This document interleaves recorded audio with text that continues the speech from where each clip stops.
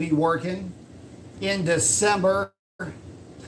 Ah, what's happening, everybody? Hope everybody's having a fantastic start to your week. December, what is it? 7th. Pearl Harbor Day. We're in the Lexington USS CD, I think it was 16. Sexy Lexi. In honor of Pearl Harbor Day. Hope everybody's having a fantastic start to their week. So, speaking of week, so we're about a week or so out from all of the power brokers being announced for, that's right, direct connection. Hey, Nitro Crew is in, got the arm flex, I like it. So we're about a week out from having those dealerships, those power brokers announced, and I'm really excited about that.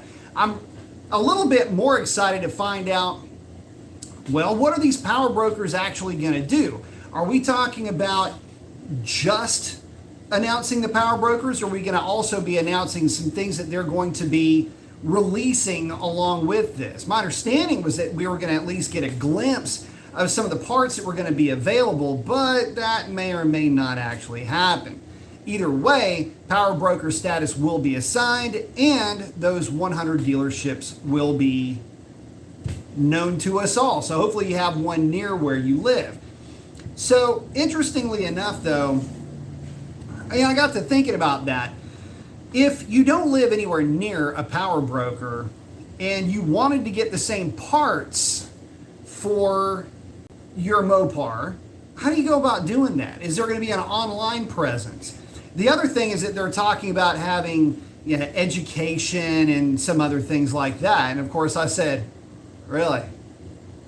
That's right up my alley. So, call me Mopar. Anyway, so what I'm the most excited about, though, is getting the parts list. That's the biggest thing for me.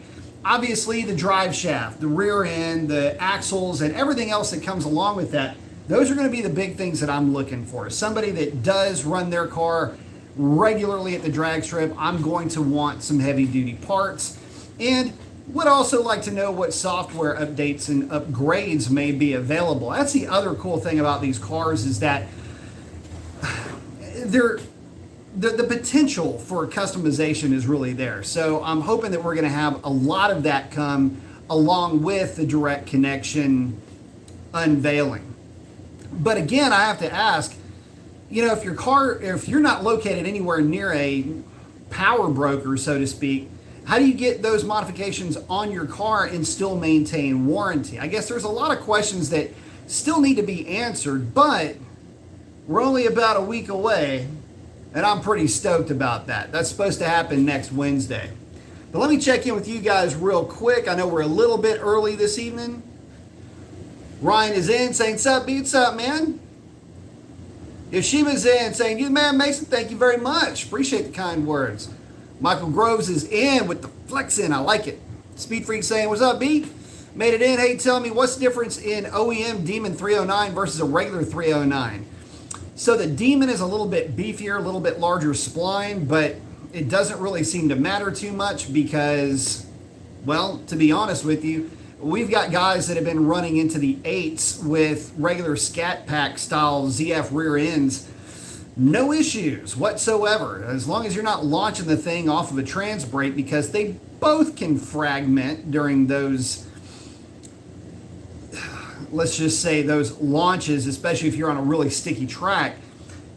But the main thing is that functionally, realistically, there's not enough of a difference to call. Put it to you like this. I had every opportunity to put a Red Eye or Demon rear end in my car when I put the new rear end in it, and didn't go that route. Went the old school Scatty, and I promise you, that rear end, well, the one that I had was used when I bought it, has had hundreds of passes on it at the drag strip, and you really just swapped them out as a refresh, to be honest with you. And that rear end, the one that's in it now, will, I have no doubt, last every bit as long, if not longer, than the one that's out of it, because Yes, I put it through an actual break-in period, and yes, I did flush the fluid and put all new fluid in it. Be surprised how much glitters in a brand new diff after the first 500 miles or so. 4 or 500, I should say. Boosted Hit Me is in, saying hello, B. Mason. Got fist bump. I like it. Gary's saying hello, everyone. Yoshi's hanging out with Gary. Let's see. Michael's asking, what do you recommend for drive shafts and axles? Red Eye drive shaft, Red Eye axles. G-Force makes a really good set of axles, but I can't really sign off on a drive shaft, if I'm being completely honest with you. If you're running a 309 gear, the only drive shaft that I'm aware of, grain of salt here, the only drive shaft that I'm aware of that's a single piece that did any good was or is the DSS dual CV joint axle. I'm sorry, drive shaft.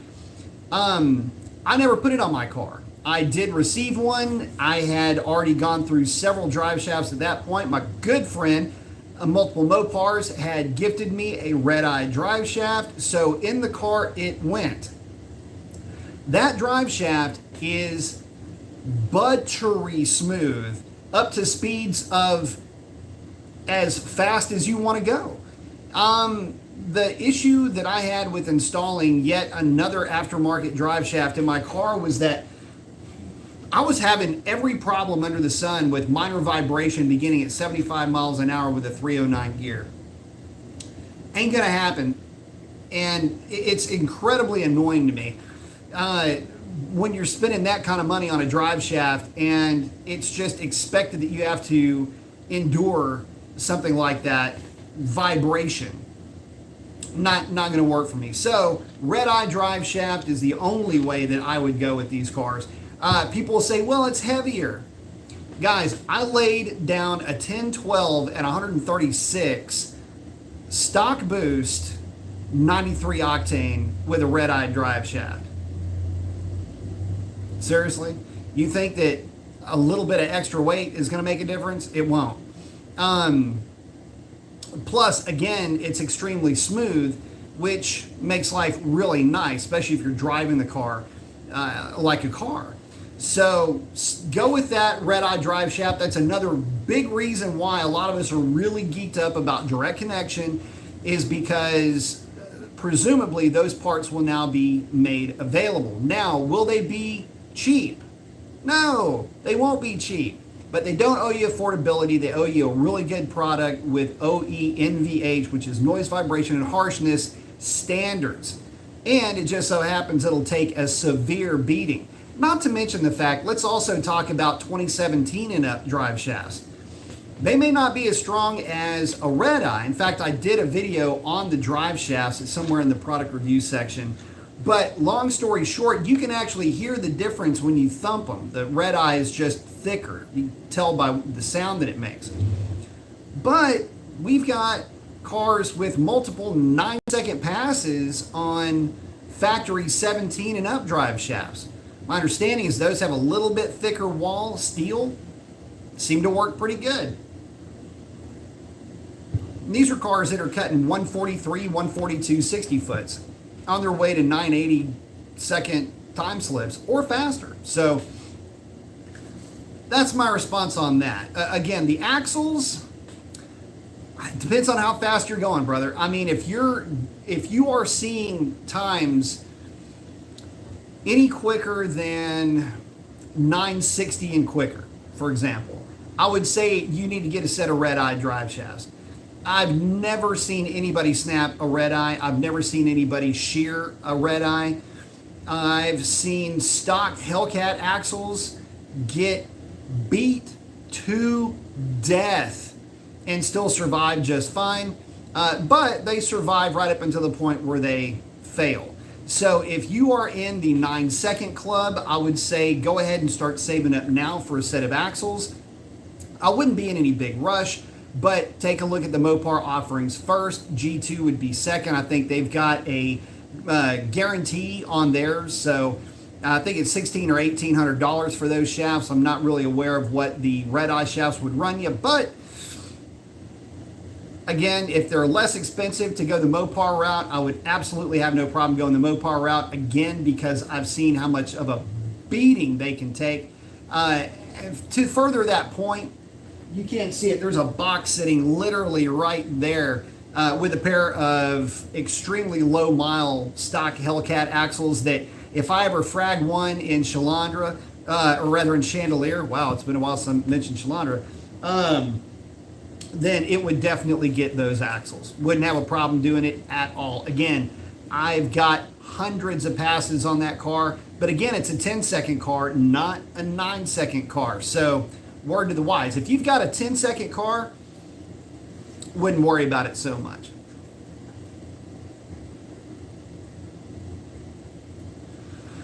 Team saying, do you think Mopar is going full electric or a type of hybrid for a while? They're going full electric. The STLA large platform has been announced. I think they will still keep the crate engines available. Yes, I do.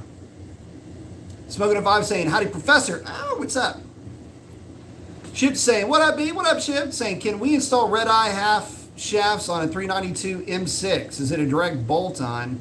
I believe the half shafts would be a direct bolt-on. There's nothing different at the diff and the axles or anything like that, so that should be a direct bolt-on. BB's saying, just giving his O2 on EV speed. Took a ride in a Tesla P100D. Yes, they are fast, but boring. It's a lot like riding one of those really fast accelerating roller coasters. Besides flat-out acceleration, there's literally nothing else that they bring to the table. A Hellcat 5.7, 392, 6.1 are all enjoyable at any speed and any driving conditions. And I'll take that a step further, BB. You know, a lot of folks talk about speed, acceleration, fast, this, that, wow, whatever. Here's just, I want to put some things into perspective. AC is kind of funny. The thermostat works when the heater's on, but it doesn't work when the AC is on. So it always thinks that it's 100 degrees in here, even when it's 50. Anyway. So, you know, you get into this tale of two cars thing, and you've got Chandelier, mid 10-second car, will go 10s on the street, no problem. Versus something like Sierra. Sierra has got, if it's lucky, 190. I'll take it back. Sierra's got probably about 250 horsepower now with everything that's been done to her. But I'll take it a different, let me go in a different direction. My wife's Camaro, TBI 305, 92 Rally Sport. You know, the funny thing is that I get into her car and I drive it. And I don't ever want for more power in that car. It would take away part of that personality that makes up that car. It's really punchy. In fact, that car has significantly more tip-in torque than the Hellcat does. And it's this old archaic 305, but for a lot of reasons that would bore you to tears, but the main one being that, well, when you crack open a TBI, that's all that engine will flow. Anyway, it's really torquey and it's part of that car's personality. And the problem with cars today, in a lot of ways, and this is one of the reasons why Mopar is going electric, is we've reached the limit of what 93 octane gasoline can provide for a vehicle at this weight to accelerate with max traction under full load. You literally can't extract much more power out of the thing. I mean, look at the difference realistically between a red eye and a Hellcat. It's not as much as you might think. Little wonder why the 309 gear is not optionable in a Hellcat. It wouldn't make the switch, the transition to a red eye, all that appetizing, especially when you start putting the cars on dynos and you find out that, yeah, the red eye may be rated at 800 plus horsepower, but the reality is it only might lay down 40 more horsepower than a Hellcat. Seen it time and time again. So why is all of that? Well, because there's a lot of nannies in play that, yes, the engine will make that kind of power, but only to a certain point. I guess the point in all of this is, yeah, the EVs, fantastic, do a lot of cool things, but they lack the personality, but they go really fast. You know, getting back to my rant about, things are just a little bit too fast and they're a little bit less fun than what they used to be. And for me, when I drive that old Camaro, it's kind of funny because I don't expect anything out of it. And when it does something funny, like bark second gear, it's kind of neat. It's like, oh, well, look at that. I don't expect anything. I have no expectation. So when it does something cool, it's actually cool on its own merit. These new EVs, I mean, if they don't go low nines, are you going to be disappointed? Let me ask you another question. Let me kind of rephrase that or kind of turn that a little bit around and say, look, if there is an EV, would you take it at the same price as whatever car that you're looking at, knowing that the EV is going to be quicker? Would you still take the EV? Perfect example of that will be this. We talked about the STLA Large platform. The STLA Large is going to be a all-wheel drive platform with provisions to be rear-wheel drive, presumably. It's super easy to just not put a motor up front. The STLA Large two-wheel drive variant would be somewhere around 500 horsepower with, I don't know, probably what they would call somewhere around 700 foot-pounds of torque. Your Scat Pack variant, if you will. If they offered that over a Scat Pack, knowing that that EV would easily be somewhere in the range of an 11.2 car, would you pick the EV over the 392 powered Scat Pack? It's kind of a hard decision if you only go by numbers. If you only go by what the internet tells you is just amazing and you can't live without the fastest or the bestest, would you still go with the EV or would you go with the Scat Pack?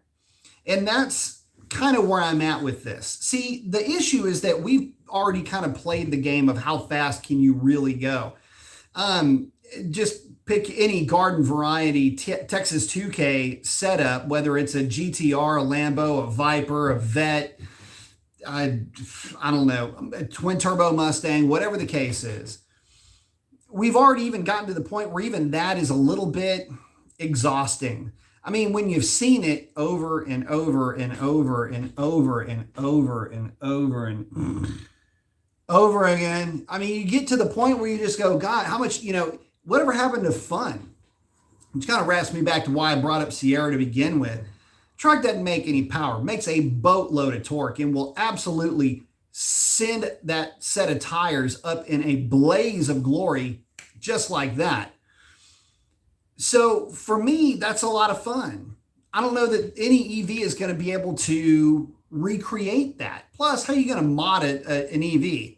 I've got an answer for that, but I'll save it for later. But the reality is that where's the lifestyle coming into play with that? I mean, realistically, once you start getting into EVs, where's the rivalry anymore? Think about that for a minute. Ford versus Chevy versus, I don't know, Toyota versus Dodge versus whoever. I mean, you're arguing over electric motors now? Like, at least with internal combustion, you can make it your own. You can modify it. You can do things to it. Intake manifolds, carburetor spacers, fuel injection, turbos, blowers, nitrous, the whole bit. You can modify the thing and exhaust to, all these neat things you can do to it. EV, for the most part, is you plug it in. And the fact that it's fast, well, I mean, that's a party trick, isn't it? I mean, think of it for a minute. If everything is fast, EV-wise, where's really the rivalry? Where's the brand loyalty there?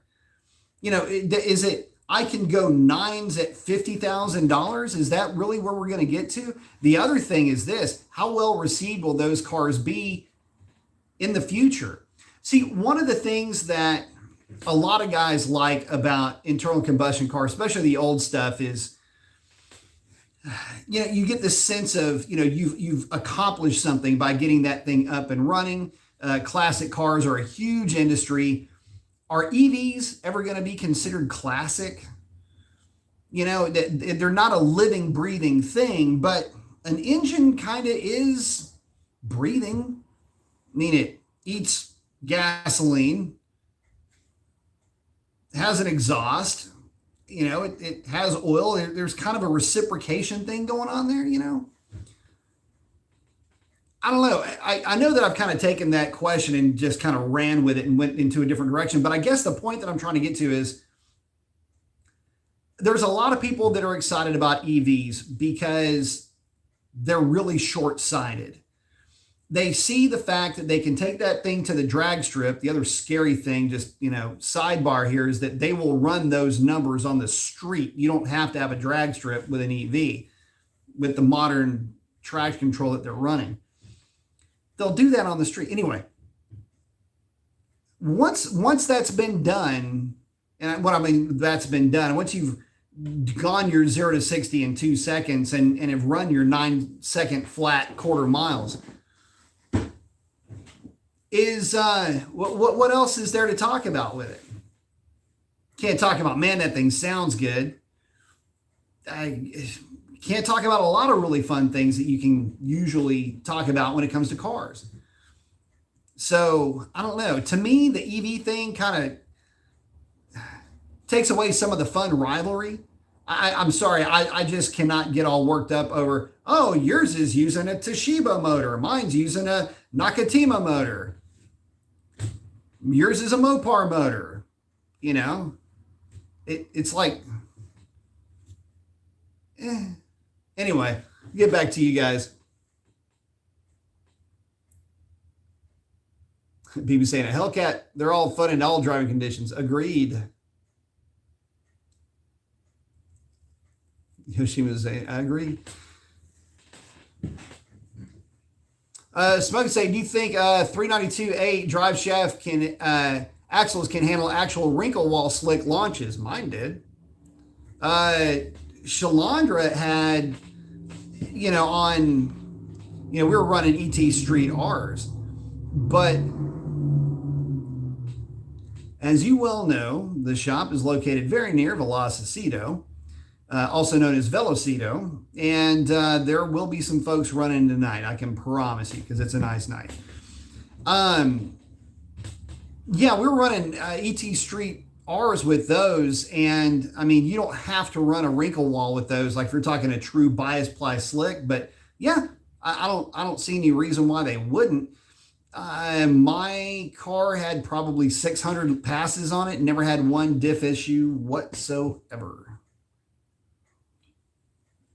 Diff, axles, drive shaft, you name it. Hey, Gary, thank you very much. I appreciate it. Saying I'm having a hard time on how to or proper way to choose an engine build. I know fuel limits, compression, and RPM is limited by stroke, displacement, etc. I want to stay between 6,600 and 72 RPM. Thoughts? Well, it kind of depends on the direction that you really want to go with this in terms of a final build. In other words, is this going to be a build for autocross? Is it for drag racing, just street play and stuff like that? So the generic basic formula for that, again, if it's 5.7 or 6.4 based, or I would say, okay, look, keep it around 11-to-1 compression. That would leave you stock compression basically for a 392. You're going to be looking at a cam with a duration number somewhere around, depending on how freaky you want to get with this thing, you're looking at probably 226 on the intake side and 232-ish on the exhaust side. Intake center line probably around 109-ish. LSA, you're probably looking at like a 113. Would be a cam that I put together for Dr. Differential. And it's very similar, at least, to a cam that I put together for him. With a ported intake, larger throttle body. That combination, I believe, is good to about 6,500 RPM. If you wanted to go with that sniper intake, that would extend the RPM range another about 400 to 500 RPM. You will be running PSI 15, 16 springs with that, with at least an 080 push rod, and the typical Hellcat lifter, which is just non-MDS lifters, the modern ones.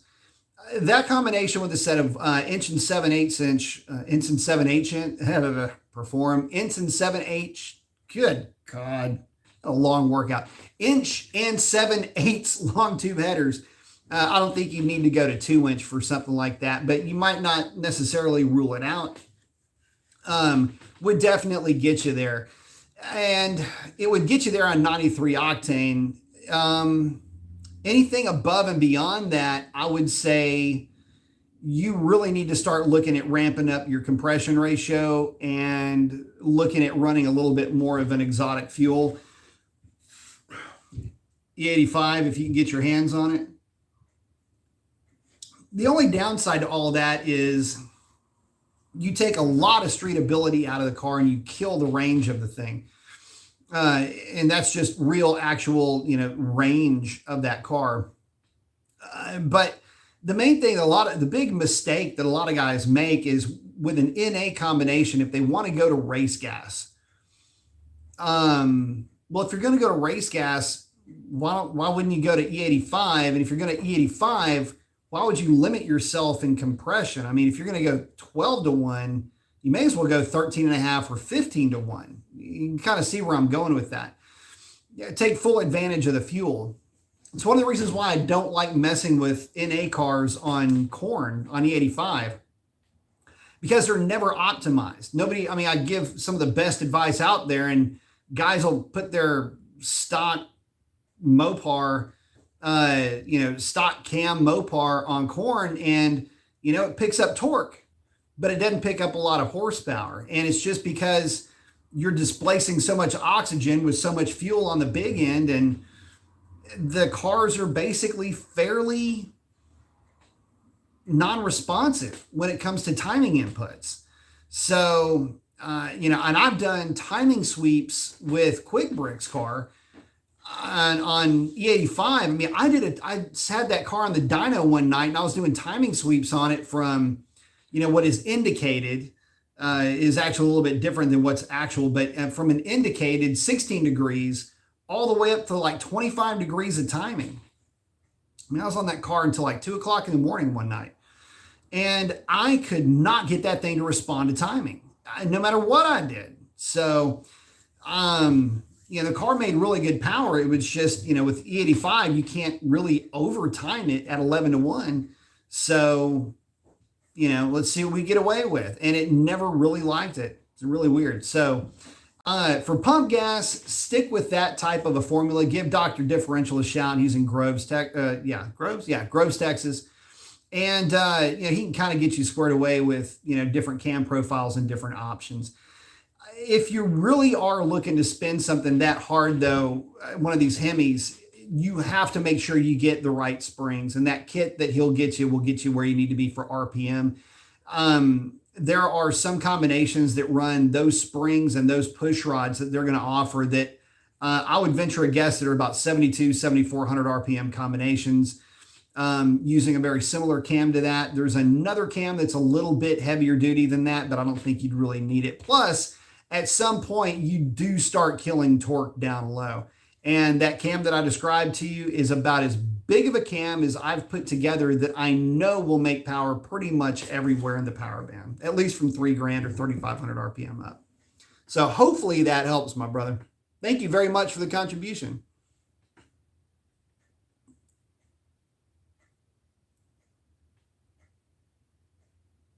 Let's see.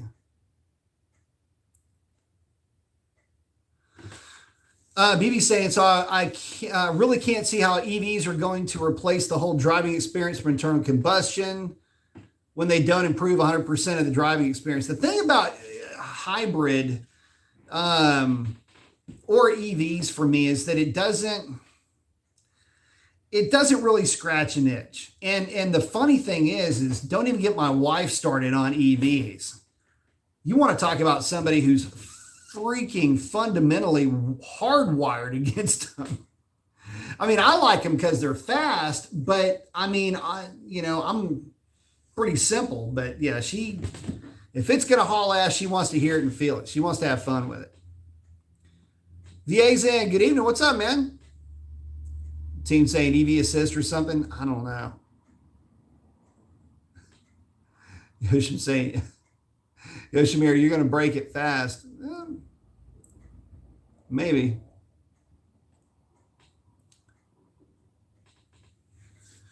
Yoshi saying, what I'm planning on throwing an aggressive cam from MMX. Do you believe I will need a stall? I do a lot more roll racing. 2013 SRT 300 6.4 with a Nagy. I'll put it to you like this. With a somewhat similar combination, we did a Charger, 392 Nag 1, 3,200 RPM stall. And the thing is that with the stall, it depends on the cam. He had one of my custom grinds in it. But nothing like off the wall in that car. And then we ended up putting a 426 in it, same converter. Car ran really good because he decided to put 392 gears in that thing. It was a bad car. Well, you need one. It depends on which cam you go with. I would always say, yeah, you probably should start looking at a converter. But just keep in mind that it is not always the best case scenario to go super aggressive with camshafts. Without knowing the specifications on what you're talking about, I can't really speak to how it's going to perform. But in my experience, the off-the-shelf cams have way too wide of a lobe separation angle. They're way too wide. And the cars typically will feel a little bit doggish with those cams in them. So anyway, just my 2 cents on that deal. But if you get a real healthy cam, you're going to need a looser converter just to keep the thing from, doing the cam shuffle at stoplights. Boost saying I have a DSS drive shaft and axles and luckily no noise or vibration. Set a new personal best of 638 at 113. Very nice. Sunday on pump gas and boosting full weight. Very good. I like it.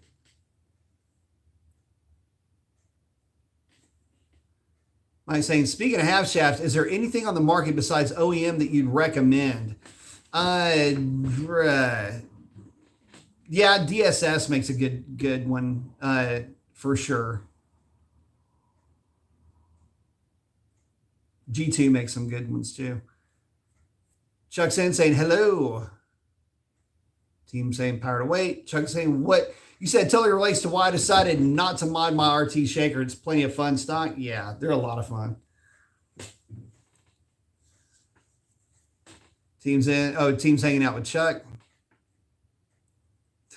Chuck saying, how fast do you need to go? 4 to 6 bills is plenty of fun on the street. Yeah, I mean, look, there's guys that love doing the roll racing. Y'all have to remember, I came up with some of the heavy hitters in roll racing. I mean, there was a point in time where one of my Vipers, which was heads, cam, intake, exhaust, nitrous, 354 gear, that thing was disturbing on the street. I mean, that car was nasty. And it really wouldn't compare to some of the stuff that's out there today. I mean, we're talking, my car would be good for just the other side of 1,000 horsepower, realistically, to the rear wheels. And in the trim that I ran it in, it was about 3,600 pounds. The car was really fast. And again, it really would pale against some of the cars that are out there today. Not to say that 1,000 to the rear wheels isn't a lot, but and at that weight, it would still be very competitive, but it would not be top of the food chain like it was back then.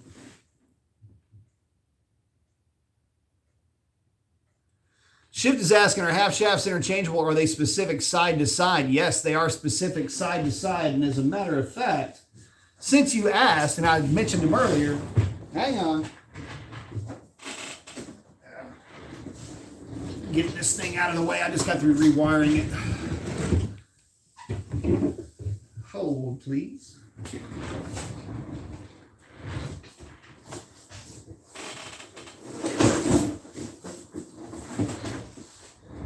So this one, I think, is the left side. See, it's kind of thick in the middle. And the other one, let's see, back over here. Oh no, that was the right side. This is the left side.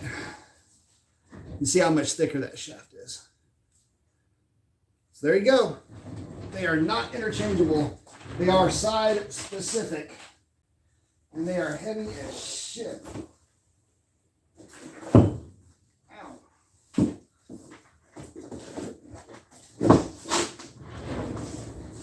All right, get this thing back where I found it.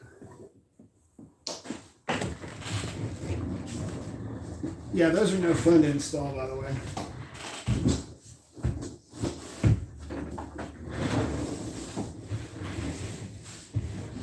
All right.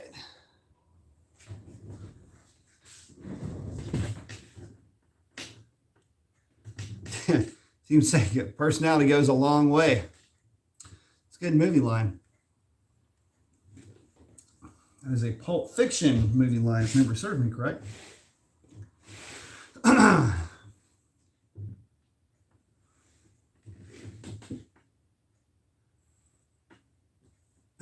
Mike saying, I can test having fun with less. I lit up the tires of my RT with only 375 horse. I know, right? Putting on a show. I like it. Saying, hell's bells. Mike never had a problem letting the tires go on my 5.7. Better believe it.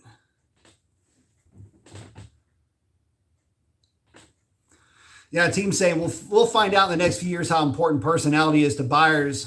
As Mike and a few others have said, EVs right now are lacking in that department.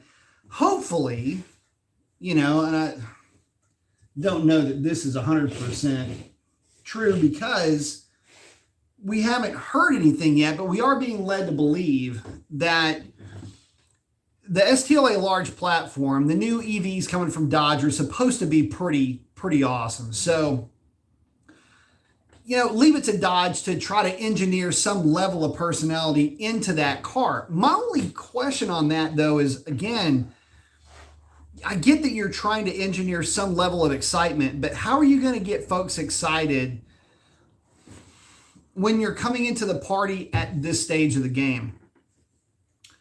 And what I mean by that is, number one, how much is this thing going to cost? I don't want to be talking about $113,000 to $145,000 cars, which is kind of where the really fast Teslas are falling in line.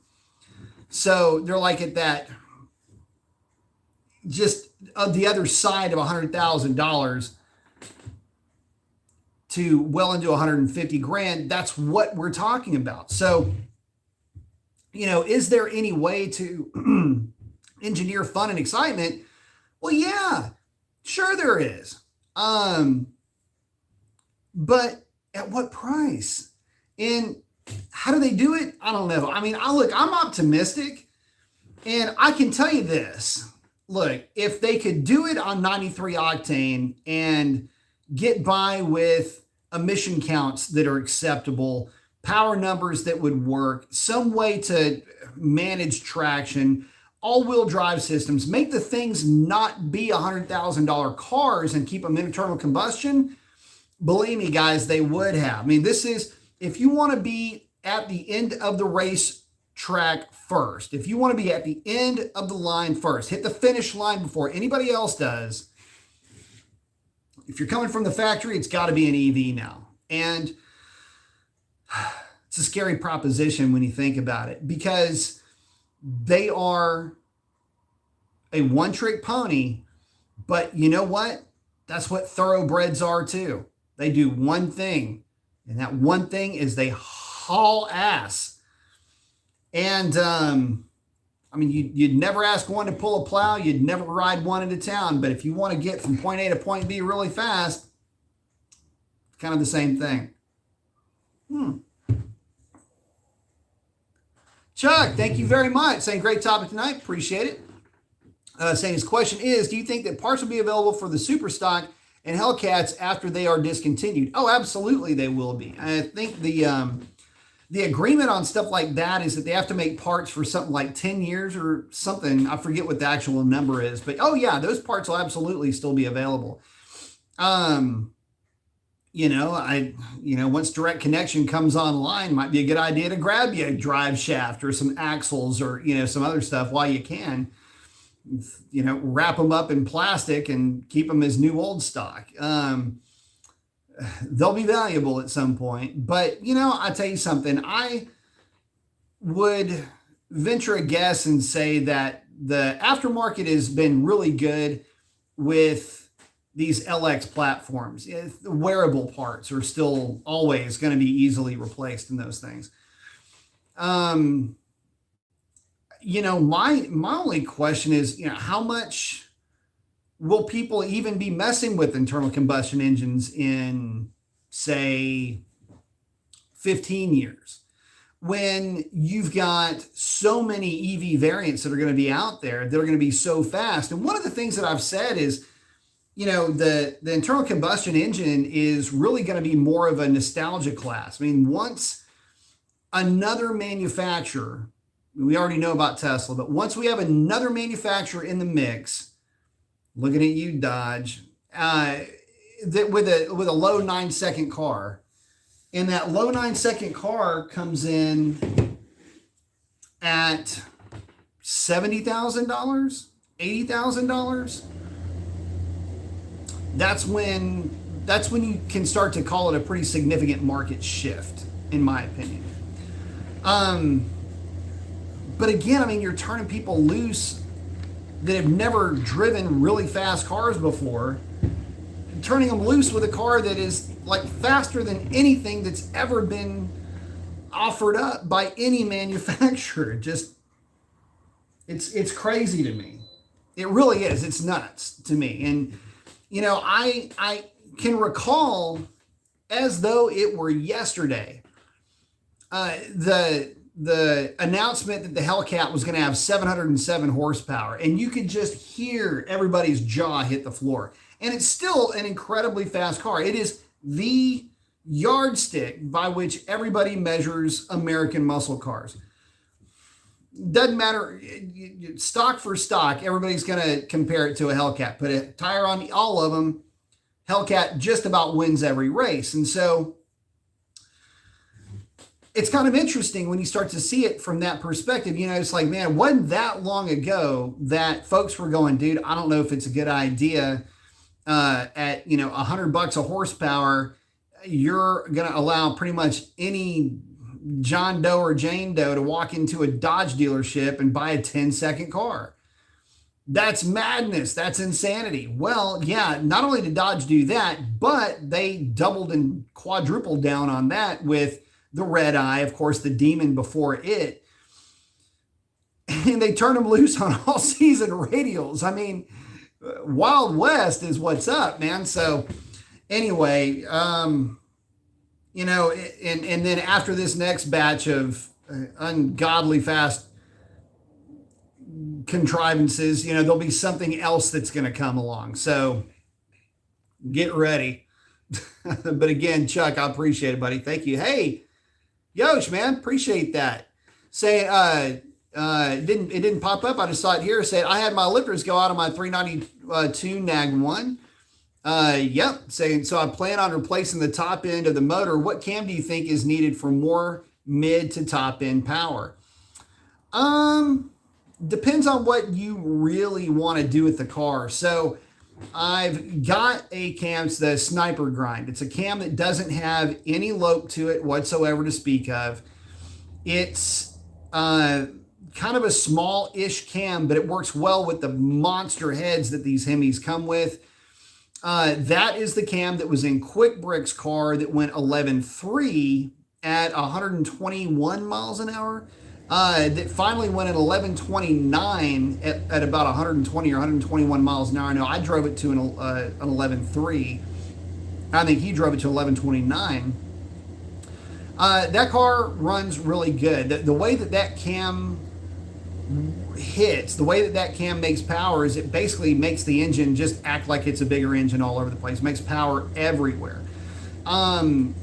There's also, this is going through Dr. Differential in speed. There's also another cam that's slightly larger than that one that would be maybe a little bit more up your alley. All these cams would obviously require long tube headers for sure, high flow cats. Ported intake is good. I don't think that it's 100% necessary, but if you're trying to eke every ounce of power out of the thing, it might be a good idea to go with that ported intake, but I wouldn't force the issue on you.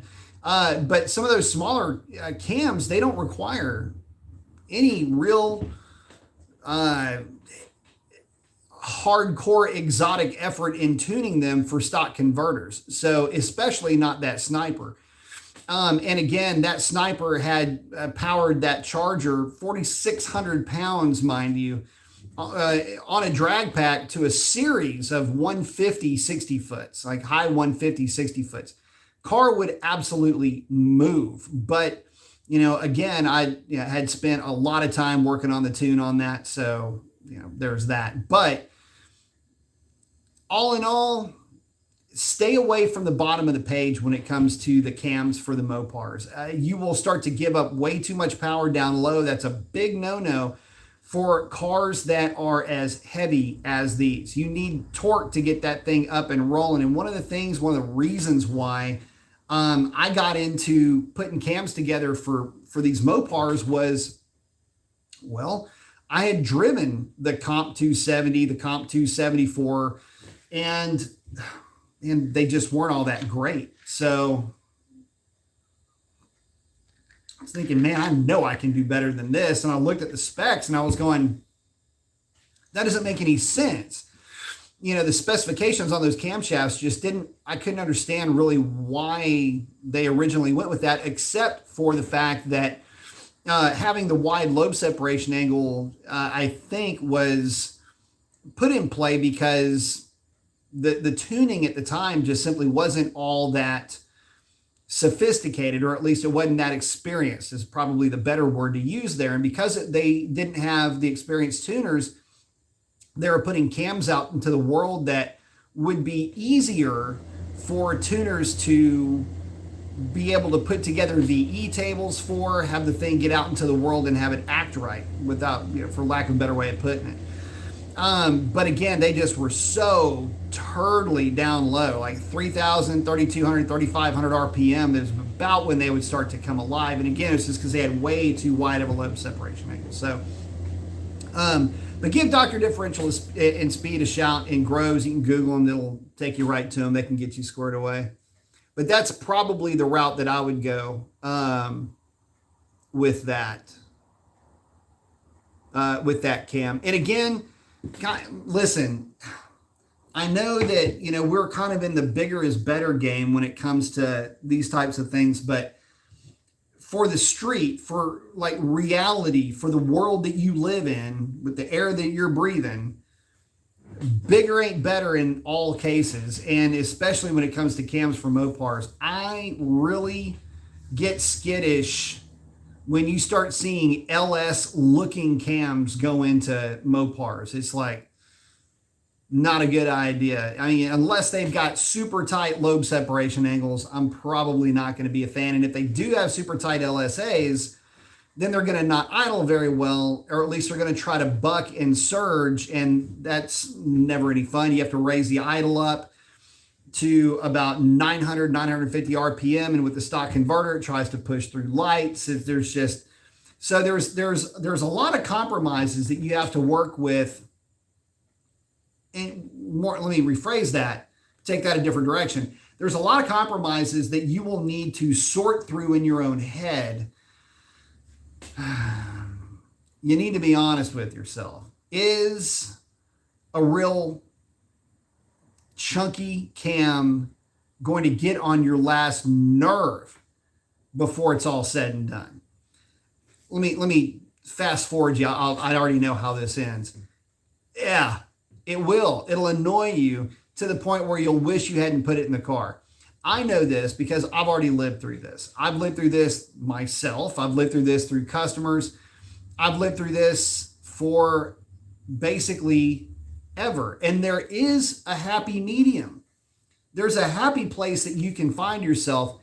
That's really where I'm trying to put you. I don't want to put you in a cam that's just this Billy badass cam that with forced induction and all these other things makes a whole lot of power. Well, it doesn't necessarily mean it's going to be awesome for your NA combination. So I try to err on the side of caution with some of those things. Not to mention, we've had a whole lot of success with the smaller cams anyway. So that's, again, kind of the sweet spot for those cars. And it helps them pull better to, you know, that 6,500 RPM mark that you're looking for. And I lost my spot here. Let's see. Thank you all very much. Appreciate that, guys.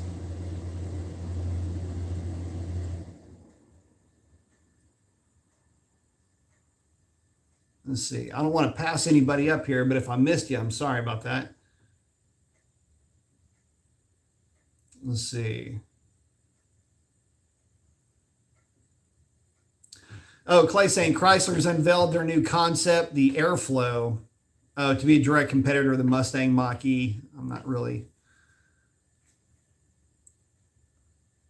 Gary, thanks again, man. I appreciate it. Clay saying Chrysler wants to go head-to-head with Tesla and Ford. Yeah, they do. Chuck saying EV narrative. Hey, it's fast. And end of narrative. Looks weird. No sound. No theater for sure. Yeah, we'll check out that Airflow. That sounds like it'd be kind of interesting. Thanks, Clay. Dad's saying, think Dodge is going to do power packs like they are doing for the Cats. Well, you know, they had the scat packages, and that went kind of for the 5.7s. It was just so expensive. You know, they had Arrington putting together cam and tune options for them, but it just didn't go over that well. I mean, it's all going to be down to that paper, right? What's it going to cost to really get that car set up with the package? Yeah, I'm not sure. I would love to see some things that are engine related, though. I would like to see some things that were suspension related. More to the point, though, drivetrain related, drive line related, as in rear diff options for the NA guys. Give the 5.7 and 392 guys a 331 or a 327 gear option. What is the flipping deal there? I don't understand why that hasn't happened yet. I mean, a 327 gear, a 331 gear would be ideal in a scat pack. And let me just put it to you this way. It would be ideal, and it would pick up probably 1.5 miles or 2 miles an hour in the quarter mile. This is on a tire, of course.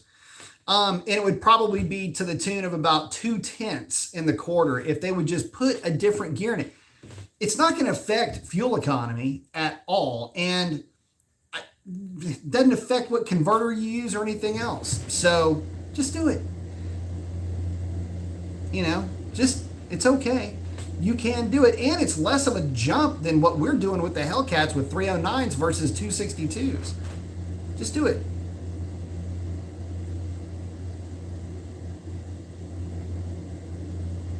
Gary's saying drag racing stick shift class 6.4 scat pack. It'll be fine.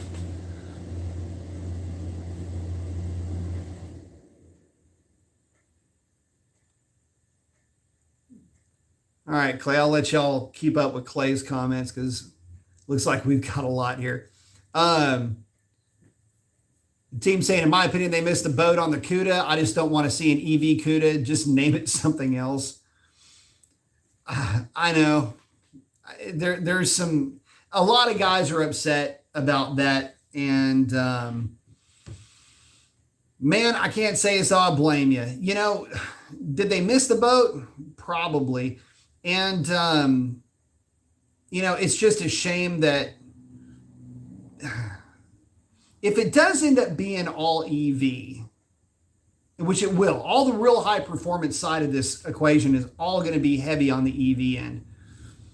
But if they're not going to do any more heavy hitting internal combustion stuff, and it's all going to be EV, I just don't know if I can go along with the fish on that one. I don't know. It's going to be tough. It's going to be real tough. Smoking, thanks, man. I appreciate that. Asking, do you think there are any longevity issues running SLP 25% underdrive or ATI 15% underdrive crank pulley on a daily driven 392? Not at all. You won't even notice that they're on there, to be honest with you, in terms of longevity type stuff.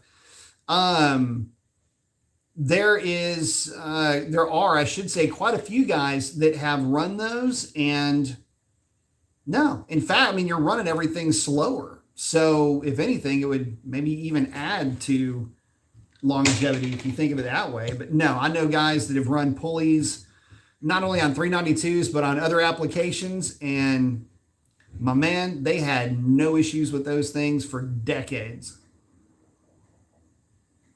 So I would say if you're looking into that, go for it, my man.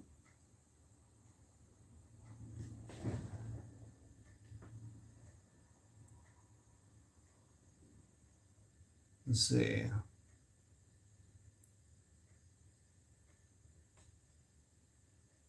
Bear with me here, guys. Let me scoot back up here.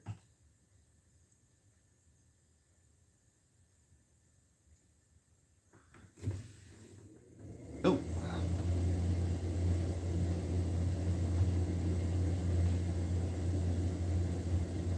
Let's see. Clay's looking forward to some EVs coming out of Chrysler and Ford for sure. Team saying, I think the 300 would make an interesting EV. That would be kind of a crazy EV. There's enough room in there for batteries, that's for sure. Greg saying, when I bought my 17 yellow Hellcat with 6-speed, there were faster cars with automatic trans, but when I did the SRT track experience at Road America, the manual trans were much more fun. Absolutely. Just something I do kind of miss. I miss doing closed circuit racing. Let's see. Oh, team saying, talking to Greg saying, see how customers respond when they just don't have the option anymore for internal combustion.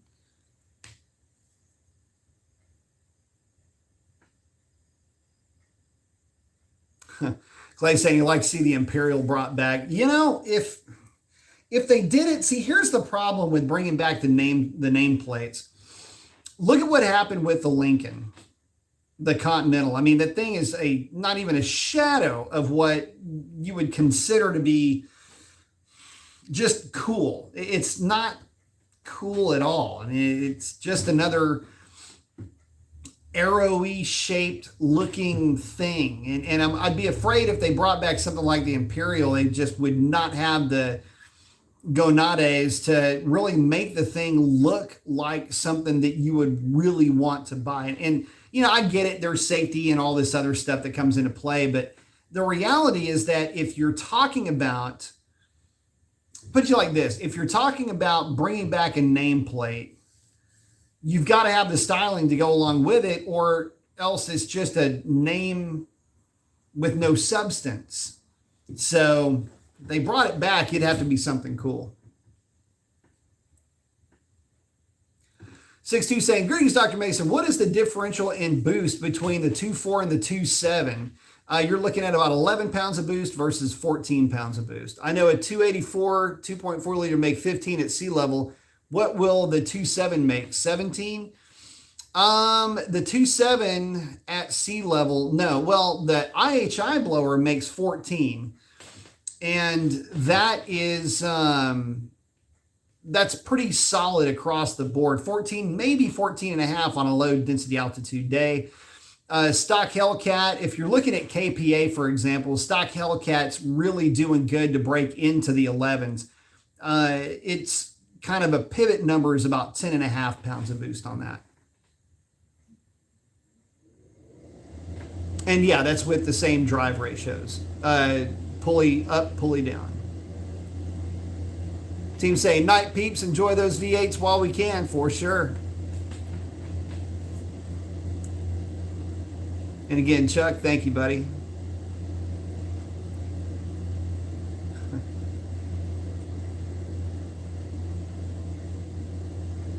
Clay, dude. And again, Yoshi, thanks, man. Ken saying when the EVs sound and fly like the cars and the Jetsons, I'll be interested. I like it.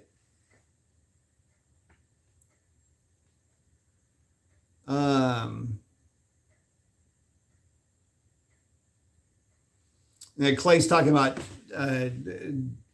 two-door EV sports cars. Maybe.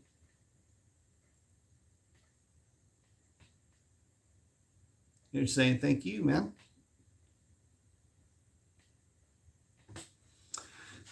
Challenger's asking, what muffler system would work best with the sniper cam and long tubes, or does it matter? It does matter. Stick with the stock stuff. That's what it's made for. It's made for a flow-through muffler. I probably would not run something like a Flowmaster, although they sound amazing. You would need to make sure you're running like a 3-inch system with that. So I would stick with stock, to be honest with you. The stock catback with a 392 is really, really good. And like I say, I can't say enough good things about it. They sound really good. The Scaddies sound the best with a reso delete, not a mid muffler delete, in my opinion. In fact, that's what all the cars that were getting into the 10s, see, 1 7/8 long tubes, cam, weight reduction, ported intake, the ported throttle body, Hellcat box, Hellcat filter, drag pack, stock converter, stock exhaust. That kit in a scat pack is good for darn near 10 seconds in really good air. So just kind of an FYI on that.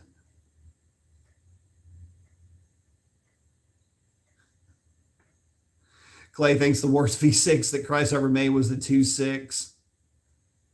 Hello, man. I don't have the biggest I don't have the biggest library when it comes to the V6 stuff.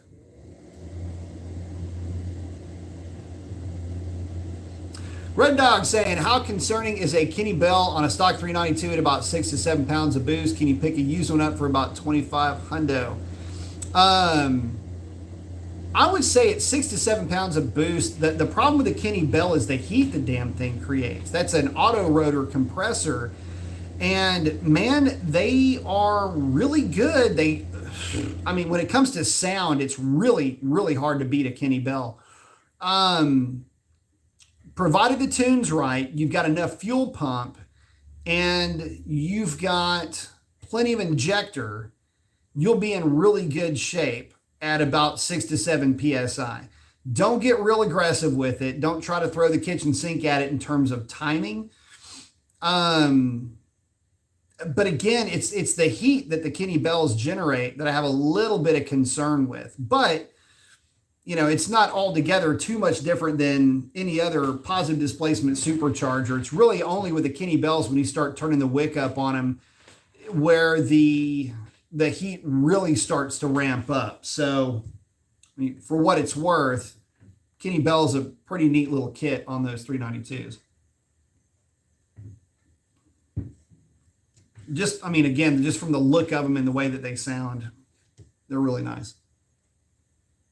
Chuck's saying, smash that like button. Yeah, smash that like button, y'all.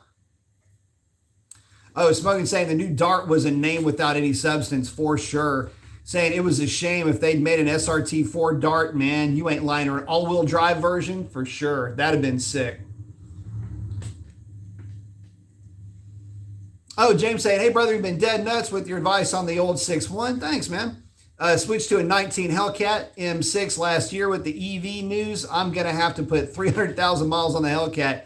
How do we keep them solid as a daily? Change the oil. Keep up with fluids. Rinse and repeat. Keep her clean. Swap out filters.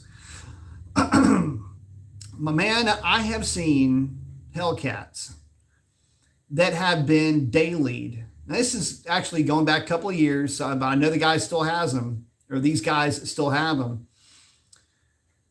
I know guys that have dailied these things. There's a couple of guys that ran, they were sales guys, and they ran from Houston to Louisiana and back. And 140, 150,000 miles on the cats.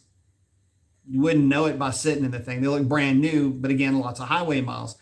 If you are taking care of the Hellcats, it is really hard to hurt them. The funny thing about the cats is that they're a little bit maligned for being heavy. They're about as aerodynamic as a barge. Yeah. But here's the thing. They are heavy, and they're heavy duty. One of the funny things about Hellcats that I've noticed is I have seen Hellcats. It's one of the main reasons why I ended up buying one. I have seen Hellcats take abuse. I mean, I've seen Hellcats that were, they just abused is not even the word for it. And, well, what would have constituted abuse for other cars. Hellcats like, all you got? Really? Hellcats are built like a tank. And as long as you're changing fluids in the thing, staying on top of your routine maintenance, there is no reason under the sun why that car can't go hundreds upon hundreds of thousands of miles. It's just my opinion, but I've seen what those cars can take, and it is because of seeing how durable the Hellcats were that I bought one for myself. And that's me as I was working at the shop. Lots of 392s. Not a ton of 5.7s, but a good chunk of 5.7s. But a boatload of Hellcats. So I have far more experience with the cats than I do anything else. And just my experience with them, the guys that just kept up with regular old routine maintenance, those are the ones that lasted the longest. Oh, data log your car too. Make sure that fuel pumps are good and, intercooler pumps are good, things like that.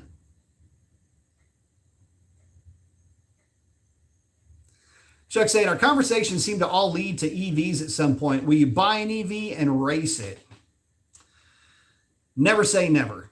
And they could come out with an EV that just absolutely blows me away, makes me fall in love, and just drives the spear right through my heart, so to speak, in a Cupid kind of way. But I wouldn't get rid of my Hellcat. And one of the reasons why I say I wouldn't get rid of my Hellcat is because, man, I tell you what, I just really like driving the thing. And really, to be honest, here lately, I've been looking at the car a little bit differently. I recently put the performance wing on the car. And I put a video together too. If y'all wanted to talk about that, I'm definitely open to chat about it. I didn't want to do here's how to remove your wing. Here's how to install your wing and all that. There's some really good videos on YouTube that go over that. What I noticed, just kind of sidebarring this real quickly, but the reason why I did all that is I noticed that those videos didn't really ever go into, well, there's some kind of like things that can happen along the way, and that's kind of what I wanted to touch on. That's why I made that video. It's a little bit different video than a normal install video, but for you guys that know the channel, you kind of know the reason and kind of know the why behind that. But, I've been looking at my car a little bit differently. I've been thinking about doing the strobe stripe down the side of it just to kind of break up some of the red. Just do a flat black, I guess you could call it like the rapid transit system, CUDA style stripe where it's kind of like solid and then it goes into the strobes. I like that look. kind of bring a little bit of that late 60s, early 70s flair to the car a little bit. And so I am thinking about doing that to the car, but I'm looking at the car a little bit differently. I mean, yeah, we've been able to set, numbers with that car that really nobody's trying to go after anymore. And so we've kind of made some folks give up, which is pretty cool. But now it's just so much fun to drive. And I'm a whole lot more into fun than I am into fast these days. And guys, it's one of the reasons why I love driving. Like we were talking about my wife's Camaro before. If it's not the slowest car in the fleet, it's close to it. But it just has a neat personality about it. It's just, it soaks up highway miles like you would not believe it.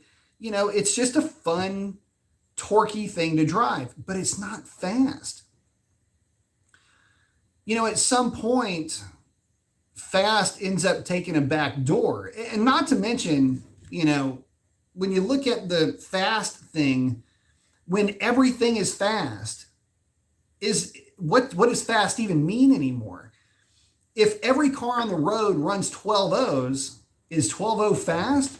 Or is 12 just the next 16 we used to say that 10s were the new 12s, and that was kind of an alluding to, that's like a 5-year-old saying, 10s are the new 12s, because back then, 5 years ago, 10s were becoming so common in terms of cars at the drag strip that it was like, man, if you modify a car nowadays, if it runs 12s, it's just not fast the way 12s used to be fast. Well, now, are 9s turning into the new 12s? I don't know. So you got to start looking at it from that point of view. And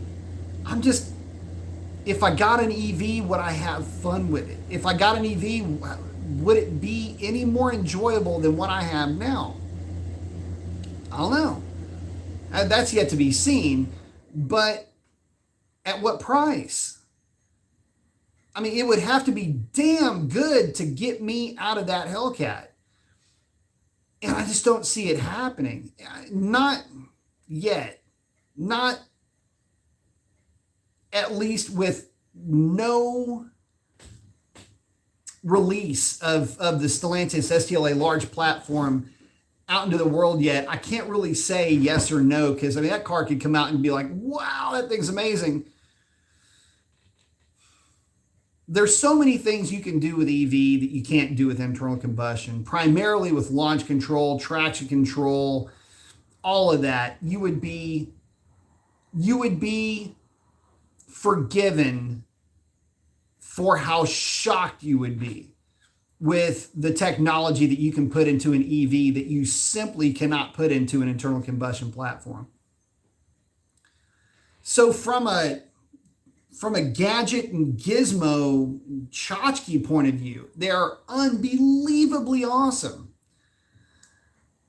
But you lose that visceral feel, Okay, the way I'll explain it to you is like this. Few aviation guys out there, a big aviation fan. You guys know that I was engine expert, engine specialist for Hiller Aviation Museum. Got my background studying engine math by reading and absorbing everything I could from World War II era piston engines, going as far back into World War I, the whole bit. Supercharging was a big thing for me when I was a little kid. I was mesmerized by it. Look at it like this. If you're really into World War II type aircraft, and you find that there's some kind of a romance with that internal combustion piston aircraft, nobody feels like that about the jet age. The F-86, some of the early MiGs might get some romance thrown at them, but nothing after that era. There's just nothing sexy in terms of that personal connection with that. That's a lot like how, and it's actually kind of funny because it's almost a direct line of sight comparison when you think about how the engines work. Except jet engines have to idle and electric motors don't. But it's kind of the same idea. Can you ever really get into the newer stuff if you were really engrossed in the older stuff? I don't know. It's like trying to teach an old dog new tricks. But in this case, I kind of know a thing or two about the electric motor side of things. And I really love the idea of what you can do with the electric power plants that are out there. I don't look at these motors, by the way, or look at the EVs in general. I don't lump them into this one blob and say EVs because it's a political thing. I like the EVs because there's the potential to haul ass. So there's a lot of upshot to the EV.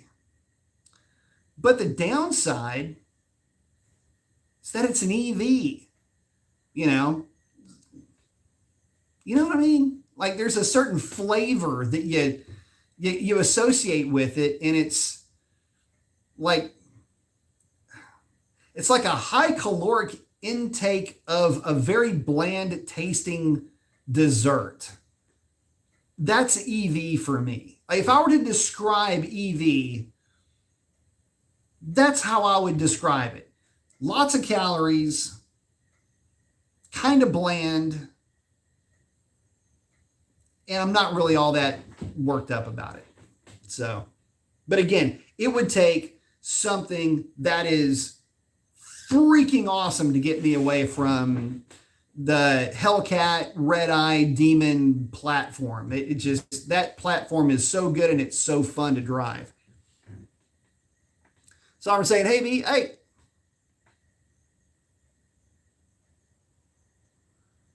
Yoshimira's hanging out with smoking. Oh, FR saying, seeing the Valvoline ad on your wall. That's actually an old sign from an old gas station.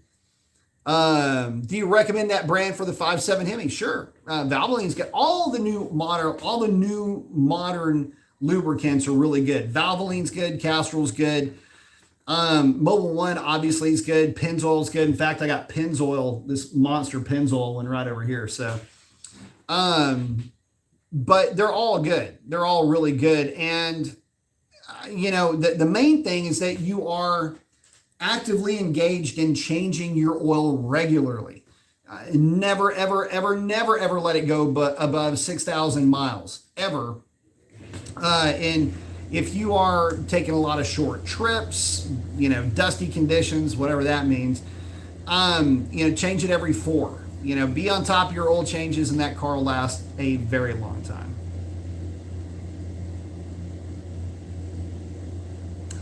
Clay's saying internal combustion to EV conversions are coming into the market. Yeah, there's a lot of, so that's been going, the thing is that EV conversions have been going on for a long ass time.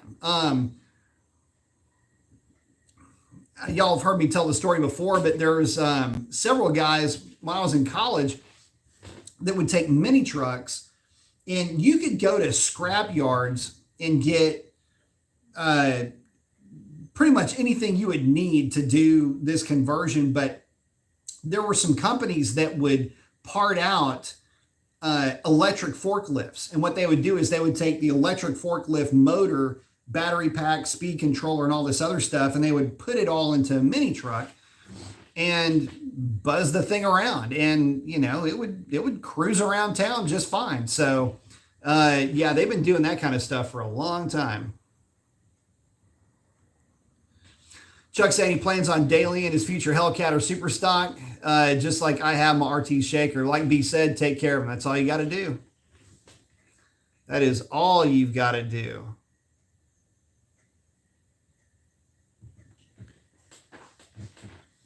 Anthony's asking if the 5.7 will live on as the only V8 option, as did the 318 workhorse back in the day. Well, we'll see. The 5.7 is going to be really hard to jettison because of the trucks. So, anything that is utilitarian, SUV type vehicles, that's going to be really tough to go EV only. You might see some hybrids in that respect. But don't be surprised to see the 6.4 and the 5.7 live on in that platform for a long time.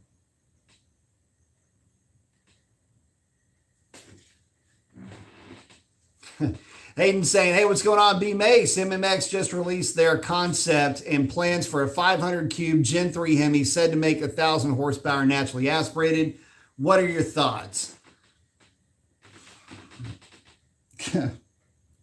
Okay. Let me begin by saying this. The fuck? So 1,000 horsepower out of a 500 cube NA would mean significant compression, lots of camshaft. It would not be a street engine by any stretch of the imagination. 500 cubic inch Gen 3, you know what? More power to them. Let's see what they can come up with and see if they can make it work. I would love to see what kind of heads they would put on the thing, though, to make 1,000 horsepower. I mean, look, Eagle heads are really good, but they ain't going to flow near enough to get it to that point. Not NA. Red Dog saying EV versus gas is like microwave versus pit smoker, for sure.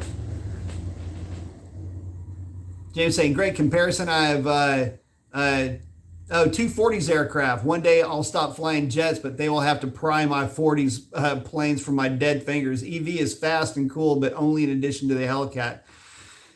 Well, that's the thing. And keep in mind, like I say, the Hellcat will always be the yardstick. I mean, going even into the full EV era, you'll have guys wanting to line up against a Hellcat because, again, it really is the yardstick.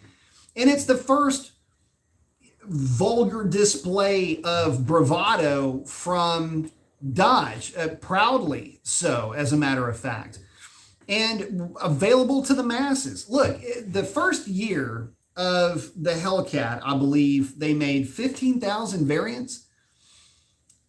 That is more, correct me on that, but long story short, that is more than the entire run from 1964 to 1971 of all the street Hemi variants that were made. I mean, the entire street Hemi variant count was like 15,000 cars. So kind of interesting. And they've kept going strong ever since. And maybe it wasn't that many. Anyway, the last time I looked, they had made 15,000. Anyway, maybe it wasn't the first year. Long story short, the car has been wildly successful, and they've put that engine platform in practically now anything that'll take a V8. They've put a Hellcat variant to work in it. So that's something cool that Dodge has done that really nobody else is doing. So you've got to expect that based on that track record and reputation that they've set for themselves, that if they did come out with an EV, might be pretty cool. But man, it just, I can't say that I'm in love with the idea just yet. Don't get me wrong. I understand and I get everything that is awesome about the EV. And I've even done a whole live show talking specifically about how awesome an EV would be. But we ain't there yet. I mean, look, it's kind of like, I feel like I'm a little kid. Remember when you're a little kid and you're going through the Sears catalog? It's about that time of year, right? Sears catalog to me was about a foot thick, right? You go to the toy section. Like, wouldn't that be cool? Wouldn't that be neat? Wouldn't that be fun? And you still get Legos. I mean, serviceable to say the least, but so the idea is, how cool is it? Well, if they do some of the things that I'm hoping that they do with the EVs, with the traction control, the launch control, and some of the things that I know you can get away with EVs that you cannot get away with internal combustion, in terms of being able to accelerate at the coefficient of friction that the tire is available to you at, and to be able to ramp that up to significant levels to be able to run the thing on like a set of, Hoosier DBRs at the drag strip and really be able to apply the torque. you know, where's the button for act like an idiot mode and just do 4-wheel burnouts all the way down the street? That's the kind of stuff you can do with EVs, that violent administration of torque that they can put down. That's when EVs really start to get fun. But, you know, if I can't get in a thing and act like a kid, and if it doesn't make me feel like I'm having fun, then I'm just more or less along for the ride. I mean, I can go to an amusement park and get the same rush, if you will. I don't know. It's just weird to me, but we'll see how it ends up coming together. James is saying, preach. Heck yeah.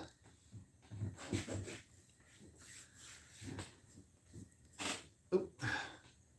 Chuck's saying, great show as usual. Got to fly. Catch you on the next one. Thank you, Chuck. Appreciate you, buddy.